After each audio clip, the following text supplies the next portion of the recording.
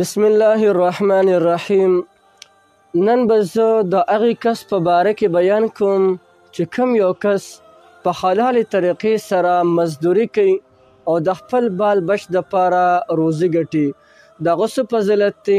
او الله جل جلاله هغو ته کوم قسم اجر ورکوي، نن به درته زه دا ویمه. راځئ مخکې درته د حدیث مبارک ویمه او بیا درته د بزرګانو اقوال هم ویمه. د مسلم شریف حدیث دی، د حضرت ثوبان رضی الله تعالی عنه روایت تی فرمای وی رسول الله صلی الله علیه وسلم مبارک فرمایل چې د ټولو نه بهترین دینار هغه دی چې څوک یې په خپل بال بچ باندې خرج کوي، او د ټولو بهترین دینار په دویم نمبر کې هغه دی چې انسان یې په خپل رشته دارو باندې خرج کوي، او دریم نمبر د ټولو بهترین دینار هغه دی چې انسان په زناورو باندې خرج کوي، نو هغه د فی سبیل الله درجه لري. د دې په شرحه کې حضرت ابو قلابه رحمت الله علیه فرمای وی رسول الله صلی الله علیه وسلم مبارک په دې حدیث مبارک کې د ټولو اول چې دی د بال بچ باندې صدقه هغه چې کوم دی مخکې کړه، نو د هغه انسان نه به په ثواب کې کم یو کس زیات او مخکې شي چې هغه په خپلو وړو بچو باندې خرچه کوي. دغه رنګې حضرت ابو سلمه هغه د رسول الله صلی الله علیه وسلم مبارک د ارشاد نقل کوي چې صدقه د غنا نه کیږي او د بره لاس د لاندې لاس نه بهتر دی، یعنی ورکوونکې د دغو نه اغشتونکې نه بهتر دی،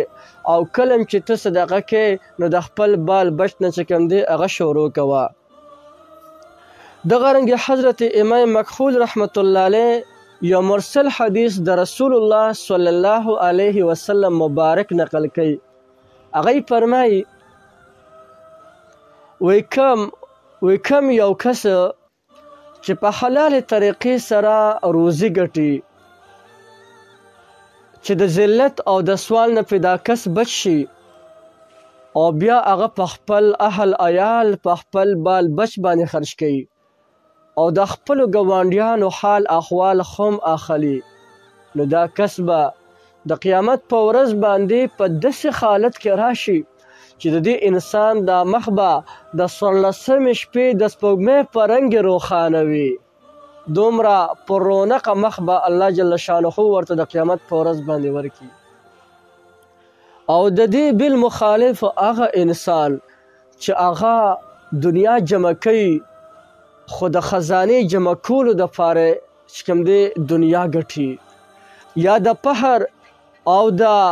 ریا دپاره دا دنیا ګټي، دا کس به د قیامت په ورځ باندې په داسې حالاتو کې راشي چې الله جل جلاله به ورته ډېر زیات غصه وي.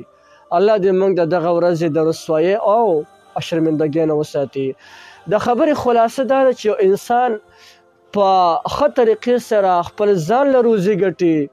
مزدوري کوي، په خپل بال بچ باندې خوري، هغې ته په هغې باندې الله جل جلاله تاسو ته اجر درکوي. ولې د حرام کار نه د حرامو نه بچ کېدل دا ځان له یوه مستقله نیکي ده. الله دې موږ ټولو ته د حلالو ښه پراغه او چې کوم دی وسیع روزي را نصیب وفرمایي.